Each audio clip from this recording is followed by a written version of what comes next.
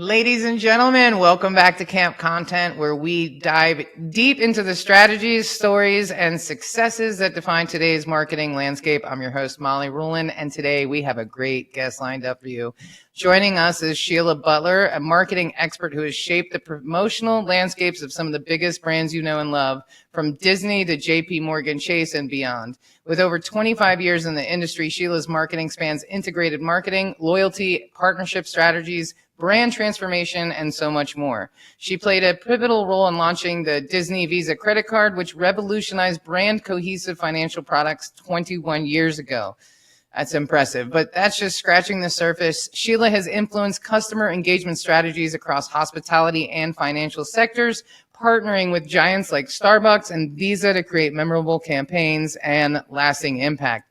Beyond her professional accolades, Sheila brings heart to her work. She spent a decade volunteering as part of a certified therapy dog team with her beloved golden retrievers. I love all that. I love dogs and I love golden retrievers. We're going to talk about that for sure. I follow all the golden retriever Instagram accounts. I don't know why. I don't even have a golden retriever, but that's a whole other conversation. Today, she is here to share her insights on not just surviving, but thriving in the complex world of marketing and how she's helping brands evolve through her work at Butler Marketing Group. So welcome to the show, Sheila. Hey, Molly, thanks for having me. That was quite the intro. Hey, well, we got to let people know who they're talking to, man. We got to tee you up and let people know. We got a real expert in the house today, so pay attention. Absolutely. Absolutely. I love talking to people that have been in the game for a long time because you bring experience that is impossible to recreate with AI or any of these new kids on the block. Like, there's just something about having experience and doing something for a long time. Alex Hormozy had a post that was like, it's not confidence if you've done something enough times and you know what the outcome's going to be. He's like, there's no confidence involved. It's math, right? And so I'm sure there's a whole lot of that going on in your history as well with 25 years in marketing. It's been amazing. So first of all, I didn't even major in marketing in college. I have an undergrad in voice and business, but part of the business was a master's in arts administration or part of the classes. So I thought it was going to be marketing, maybe an arts organization, but it just happened. I landed my dream job at Disney after college. And first I worked in entertainment, and then I moved into special events development because I was fascinated about how they brand parks and festival experiences that reflect the brand and bring it to life in this really immersive sort of way. And that got me into the marketing bug. It taught me deep skills around brand management, right? And then I moved into launching the cruise line business and updating all the marketing materials when the ship was live. And then I'm working in Synergy, which was across different Disney lines of business. So my account was Disney Publishing, and I worked with them on publishing books for the theme parks. But I didn't intend to be in this marketing career. I didn't intend to work in financial services. Most people don't leave a theme park and a cruise line and say, I'm dying to sell credit cards. But that's what happened. And it really ended up being the right path for me. I worked at a tech startup for about a year, helping entrepreneurs brand their businesses and get ready for venture capital pitches. And when they went under, I found myself looking for work, and I went back to the safety of corporate America. And it was Bank One, and they had pitched a credit card proposal to Disney. So I ended up working on that. And that was really how I got immersed in it, bridged my previous life into financial services life. But it's been an incredible ride. I've had the good fortune of working with some amazing brands, some of which you mentioned. So Starbucks and Disney and IHG and Best Buy and BP and like you name it. And you just learn a lot. And it's sort of like, I don't know if you've had a lot of people who work in partnership marketing, but it's almost like a lens into working in another company without working for that company, because you get to know it so well and you're understanding their loyalty program and their brand and their customer base and their voice, right? And so, yeah, it's been incredibly rewarding. I mean, it's a unique set of experience to have such like corporate background and corporate experience. And it is cool to like peek behind the curtain of other companies, because then you're like, I would do that. I wouldn't do that. Right. Or that's brilliant, or that's not so great.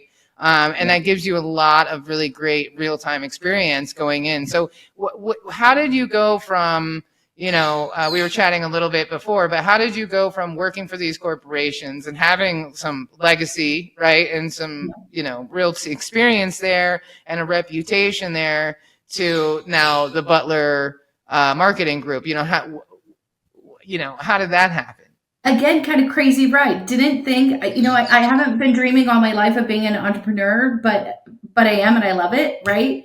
So what happened was I left Chase because I really missed hospitality and travel. And I took a job working for a global loyalty program associated with Choice Hotels and all their partnerships. And it kind of fit my background of partnership marketing and loyalty at JP Morgan Chase.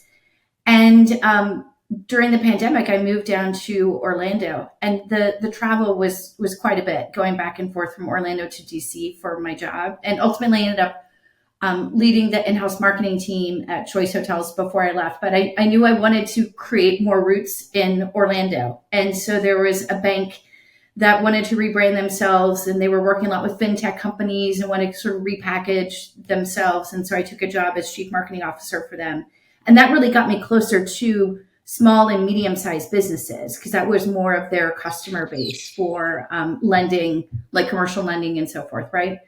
And built some roots in the Orlando community as well for me. And so when I started my company a year ago, I just thought, okay, well, there are businesses that need someone who understands Fortune 100, but also really understands startups and small and medium-sized businesses. And I found a lane where there's a need for my unique superpowers. And so that's what I'm doing. And my whole decision-making process is incredibly simple. When I talk to someone who's a prospective client, I think, can I do cool things with cool people? Yes or no? And that's it. And that's the joy of running your own business. Amen, sister. I mean, getting rid of clients that don't align with you is like one of the best feelings in the whole world. Or don't take them on. Because sometimes you think, I'm going to have to fire them one day. Because you can just tell, like, they don't align with your values, or they'll be like scope creep or no respect for boundaries, like all sorts of things. So I do look at a lot of times and go, am I going to have to fire them? Yes, I will. Okay, then don't take it on. Don't take it on. Don't take it on. So let's talk a little bit about the Butler Marketing Group. Can you give me like a snapshot of the company? Is it just you? Do you have a team? What does that look like? Okay, so it is me for the most part. So I create marketing that leaves a legacy for companies and brands, right? When I need support, when it's something beyond what I think people want to be spending my hours on when they're paying me my hourly rate, right? Then I Avengers assemble, which means I bring in people who are great at that. I know people who are great at SEO, people who know InDesign really well and can do great creative templates and copywriting at a cheaper hourly rate than me. So I bring people in when that's what I need. Which is amazing. I feel like that's the future of work. Like, you don't need these like staff and full-time employees all the time, because it's a waste of a lot of resources. And, it's a global market now. You have opportunities everywhere and people with different skill sets. So put them in, put them in when they're needed, take them off the bench, put them in the game. That's really interesting. So where are most of your clients based? They're all over. That's the crazy thing. So my clients are around the country. I Zoom with everyone. I do have one person who's in the Orlando area, but we Zoom anyway. It's more efficient, right? But my clients have come from different industries. So change management and culture, HR culture work, entertainment companies, marketing agencies that need brand transformation work. I've got a dental client right now. I may soon have some healthcare and health and wellness clients. So they just come from all over, which is really, really fascinating to me. I don't know if you saw my logo, but Butler Marketing Group's logo is a kaleidoscope. And I feel like my true point of difference is that I come with a very unique perspective, because I'm the sum of all my experiences. And so it's a different way of seeing the world. And I feel like that's one of the benefits for me of continuing to bring on clients that have really diverse businesses and different audiences and in different industries, because it helps me grow. For sure. So when are you working with a pretty diverse group of clients as far as large and small companies? Because you've got, it sounds like you're agnostic to the industry, but it's more about the quality of the service or the level of the service. Right. So is that based on the company size, or how do you base that? You know what? It's just organically happened. So I would say part of my client base right now are like small and medium sized clients. I also have some bigger work that's coming in to where I'm working with other agencies as the marketing strategy specialist. And that ends up being a lens into bigger companies. And who knows where that's going to lead, right? I'm 1 year in. I can't wait to see what the next year brings and how different it will end up being than what I think today. I mean, it was such an interesting time. Like the word fractional has never been more popular than it is right now. But I think that's indicative to like the new workforce that we're in and the new world that we're in, like post pandemic. I think that it makes more sense in a lot of ways to bring somebody in as a pinch hitter, like the cleaner, if you will, come in and lay things down, and then they don't necessarily need to be around. So I think it's really interesting to see all the different collaborations and partnerships and just this new way of looking at working with people where they don't have to be an employee.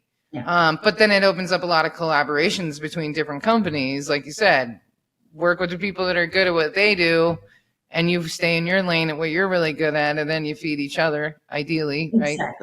Exactly. You know, it's been interesting as I've talked with people about being a fractional CMO.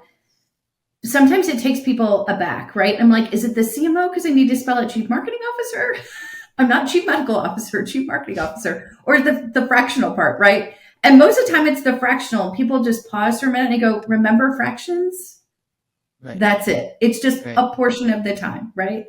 And there are businesses. So if you're a bank of less than $2 billion in deposits, you probably don't need a full-time chief marketing officer. If you are a business of like, under $100 million, probably also don't need a full-time person. How are you going to have enough work for them to do? How will you have a big enough staff for them to lead, right?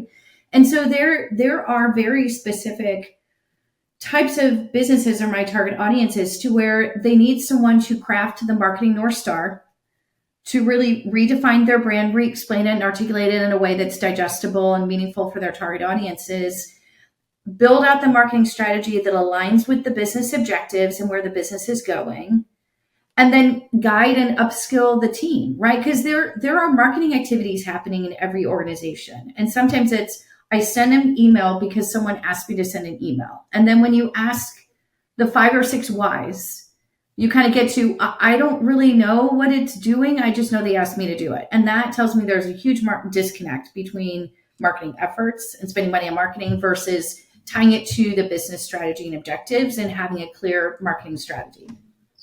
Exactly. I mean, I think that's, there's been a lot of layoffs, a lot of turnover, a lot of movement, a lot of people working remotely. So I would imagine that area is a little bit murky for a lot of people, right? And sometimes as an employee, it's better just to show up and keep your head down.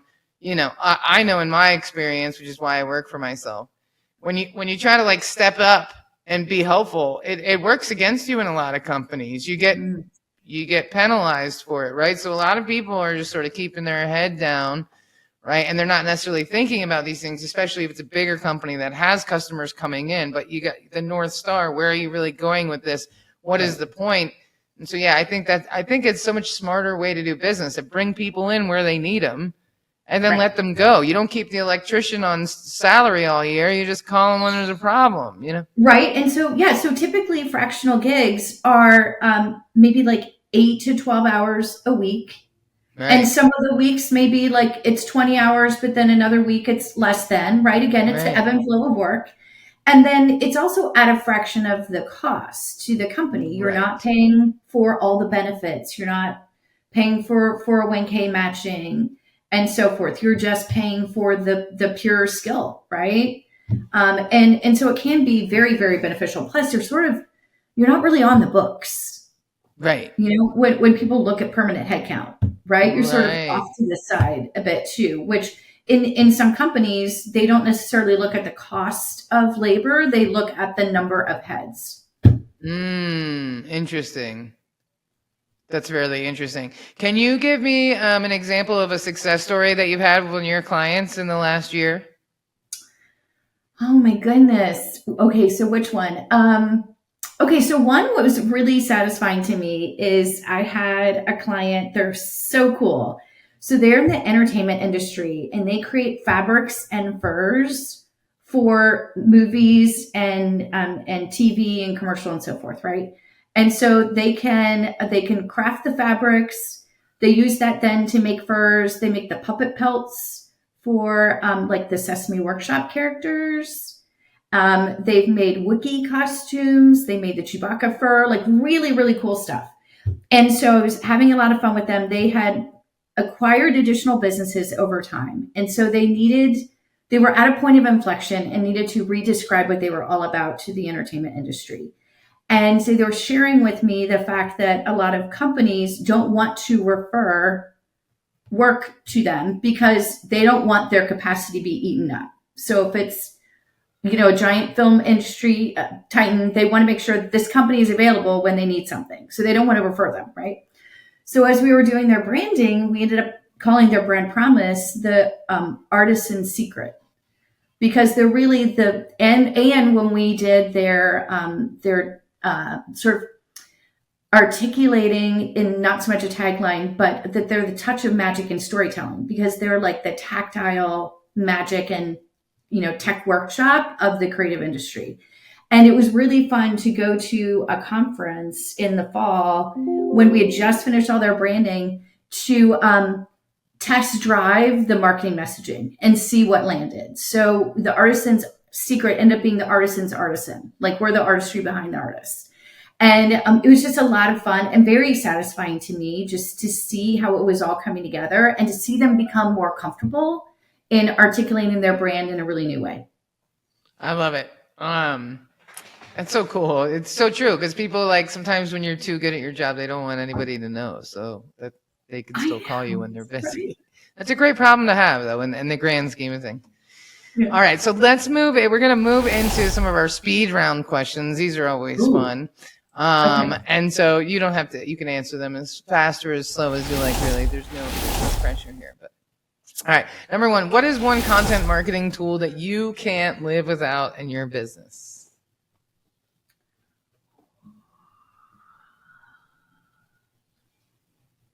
So I think it's incredibly important to have templates. So that you don't spend your client's time on building something from scratch. Right. And so I can't live without templates, including my strategic annual marketing roadmap, which is basically every owned, earned, and paid channel by week, right? To say this is the right message, this is the right month, and it's in this paid channel, it's this earned. Here's when we're going to drop the email in the owned channel and have the interstitial page on the website, like whatever it may be. But that to me is something that I can't live without, all my templates. And I'm a big fan. To hone. Oh, for sure. And they're constantly a work in progress. A good template, anyway. You constantly find new things. You're like, let me switch that. I'm a big fan of templates and Trello myself, so I'm on that team as well. Okay, blog posts or videos, which do you think has stronger impact? Oh, video, and I'm not good at them, so I write blogs. You're great at video. What are you talking about? If I could do this myself, it would be really bad. No, I doubt that. I think what it is a lot of, when people talk about short form video and then you turn the camera on and you're like, hi, everybody. Like that stuff I think is really hard for anybody. Yes. Like it's a certain type of person to just like turn it on themselves and make good content, right? That's like a whole different, that's like an influencer, really more so than a business owner. You know what I mean? Yeah. I'm not good at forced fun. No, exactly.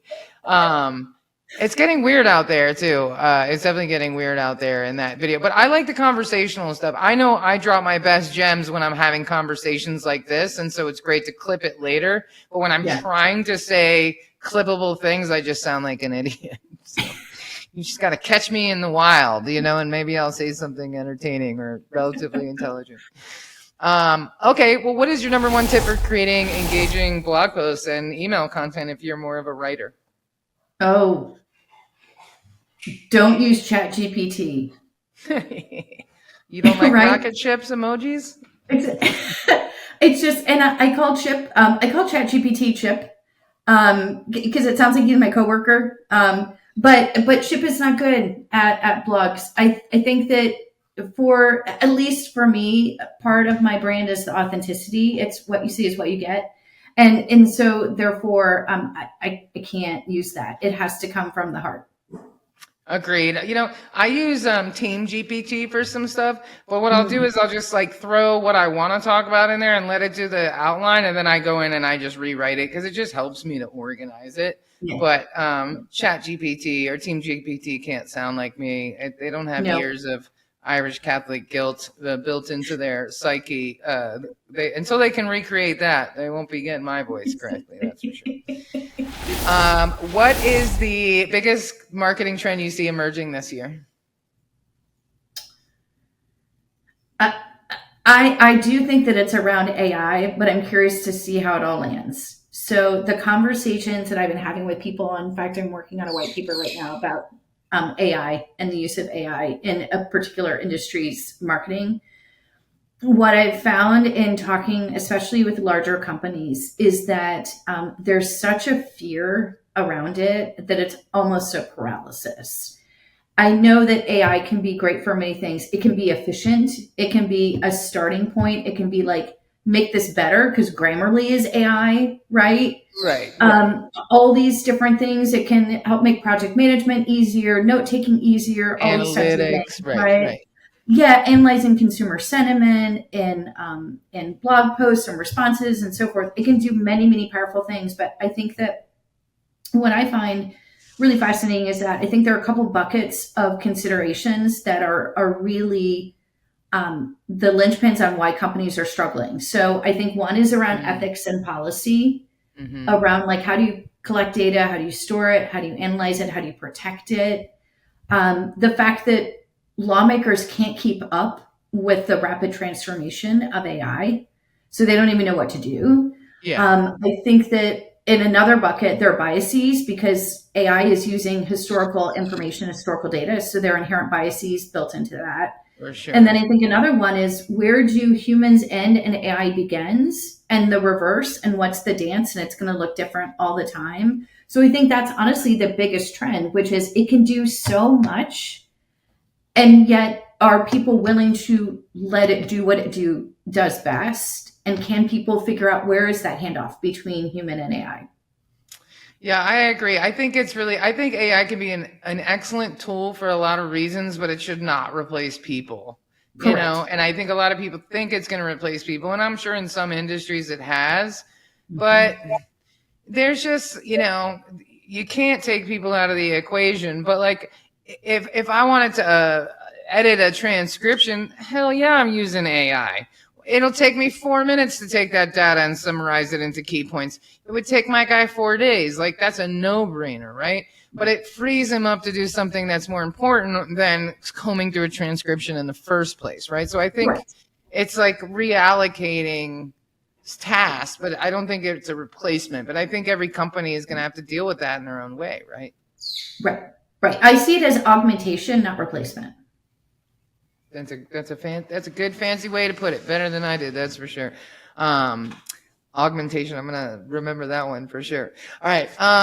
Can you name a brand that you think is nailing their content marketing right now, or their marketing? Ooh, oh man.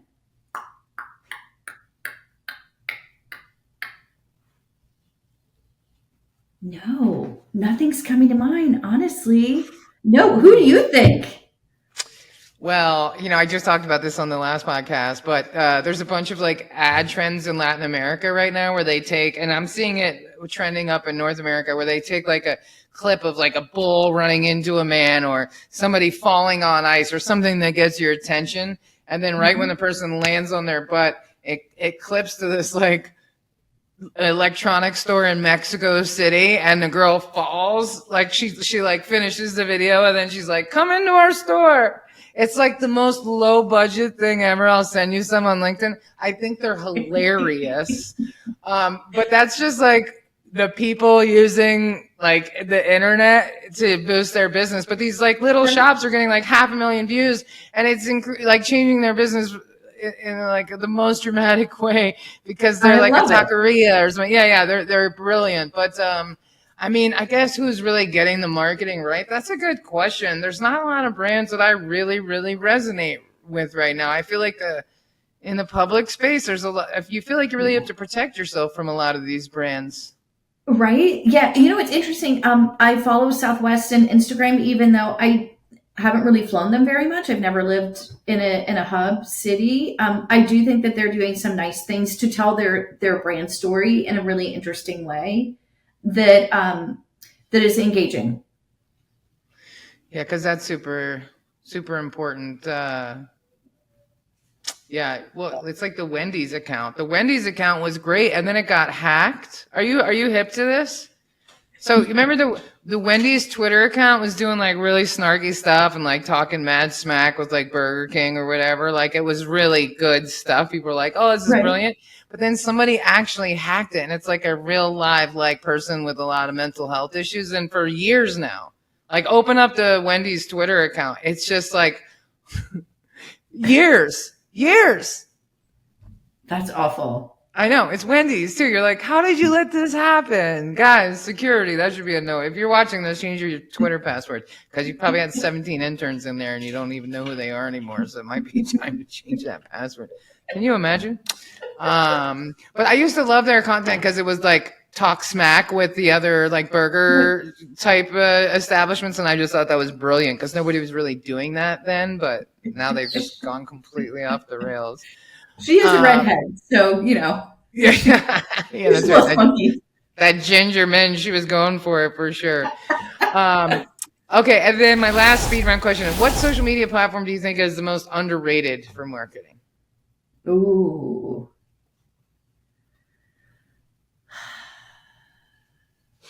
I mean, I think that people are still trying to figure out Threads, honestly. So I don't know if it's underrated or not. I think that sometimes it feels like a solution, like looking for a problem type of thing.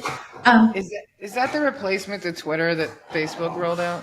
Yeah. Is that what Threads is? They keep pushing it on me in my feed. Oh, my dogs are talking. I know. For me, I tend to be an Instagram person because I'm more of a visual person. But I don't need a ton of information. I want it to be like quickly digestible and move on. Yeah, Threads will be really interesting to see. They really keep pushing it on me, but I'm just not sold. I think I'm just so turned off from X that I'm like, I'm good on anything even remotely resembling that crap, honestly. Correct. That's where I'm at. I even took like the Twitter thing out of my signature because I don't even want to see the X. I'm like, get that away from me. And we have like 12,000 followers or something there, and I'm like, who cares? Next, keep it moving. Elon, that guy, what a mess. Okay, all right, so now we're going to move on to our real or fake segment. I'm going to list off some podcast names, and you're going to say whether they are real or fake. I'm literally going to get all these wrong. It's great. Just so you know. It's my favorite part of the show. Okay, the first one is marketing over coffee.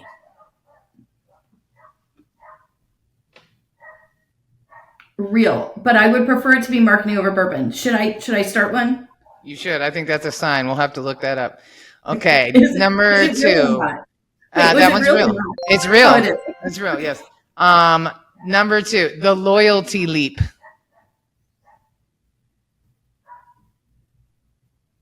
Real. Fake. I know. URL is available to anyone who wants to buy it. The loyalty leap, exactly. Number 3. Engage and evolve the podcast. I hope it's not real. It is fake. Number 4. That's very wordy. It is, but you should see there are some terribly named podcasts out in the world. I'm like, what are you doing? All right, number 4, business wars. I want it to be real. It is, and it's probably a couple of white guys running that thing because only they. It sounds like Jets and the Sharks. I want some snapping. Yeah. I can see it now. We should start that one. That would be fun. Like you can only present your argument in a Broadway musical style. That's the rule of the entire podcast. Jazz hands. Yeah, exactly. Creative entrances. Okay. All right. The marketing mix mastery. Oh, M cubed. Fake. It is fake. And then the last one, branding beyond borders. Real. It's fake. Okay. It's just a little fun segment, like, because why not? There was one that I listed off that totally sounded like a dirty sex podcast, but it was like a real one about like marketing after hours. But I was like, they should really change this because me and my guests were both like a little red and embarrassed by the whole operation. We're like, I swear it's real. I swear. All right. And so before we go, I have one more question for you. And that is, if you could launch a loyalty program for any brand or any product that doesn't have one, which one would it be and why? Ooh. So I'm not going to name the brand itself, but because I love travel, I would create a very unique, sort of one of a kind, tailored loyalty program for a high-end travel company, like an international travel company. One of those to where it's like the world is your oyster and we're going to create custom trips for you and then align the loyalty program and some sort of membership, some sort of annual membership that ties into your once in a lifetime trips every year. I think that would be very fun. And then you can curate the experiences over time because you get to know the members. It's a small but very understood sort of base of clients. Because that sounds like a lot of fun. It sounds like you can constantly create.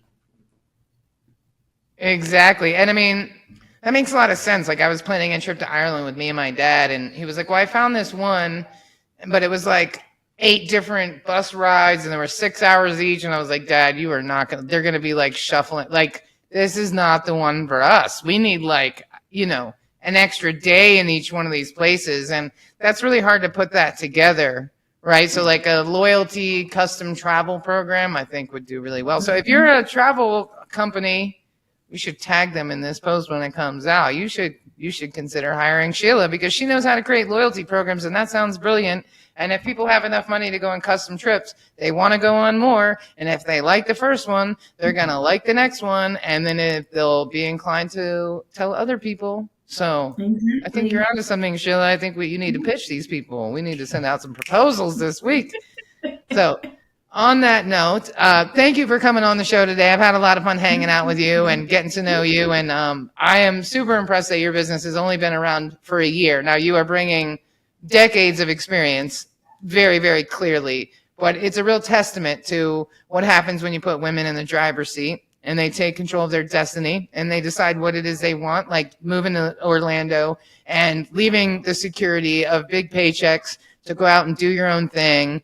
Because it's what you want to do and what you want to spend your time on. So I commend you for doing that and leading by example. And I hope that your business continues to have tremendous success because you deserve it. Thank you. That's so nice. Thank you. This was so fun. Yeah, me too. Well, listen, I'm coming to Orlando soon. We're hanging out. So awesome. Okay, next time over wine. Yeah, exactly. Exactly. Or wait, we could do the podcast. Marketing over bourbon. Yeah, exactly. Yeah, there we go. Limited series. Episode 1 coming soon. Exactly. Well, Sheila, thank you so much for spending time with me today. I know I had to reschedule you like once or twice. I don't even know. I found myself out of town. So thank you for being a true team player. And I enjoyed spending time with you today and look forward to spending some more with you. I did as well. All right. Thank you so much. Great meeting you. Thank you. You too. Thank you for tuning in to Camp Content. I thought this was a great episode. We're finding out a lot of information. And if you're looking for an industry vet who has tons of experience with these massive companies, but knows how to make them work for smaller companies, then look no further than Sheila. And of course, that goes without saying, if you're thinking about creating a loyalty program or your current loyalty program needs a shape up, I feel like Sheila might be a good person for you to hit up and send her an email and connect with her and tighten all that up. 2024 is coming in hot. It's already halfway through the year, so it's a great time to tighten up for the next few quarters and for next year. So on that note, thank you for tuning in. If you found this content valuable, please comment on LinkedIn, share it with your friends, make fun of us, do whatever you got to do, but hit us up and let us know.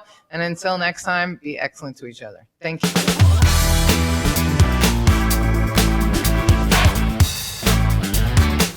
All right. Thank you so much for tuning in to another episode of Camp Content. This is Molly. And this is Matt. And we are Heartcast Media, aka Camp Content, and we appreciate all of your support. If you found this content valuable, please comment on social media, LinkedIn, wherever you find us, and we will make sure to comment back. And be sure to go on and subscribe and like on your favorite platforms, Spotify, iTunes, YouTube, you name it. Leave us that subscription, leave us that good review. We'll love you forever. So until next time, be excellent to each other, and we'll see you next week. Produced by Heartcast Media.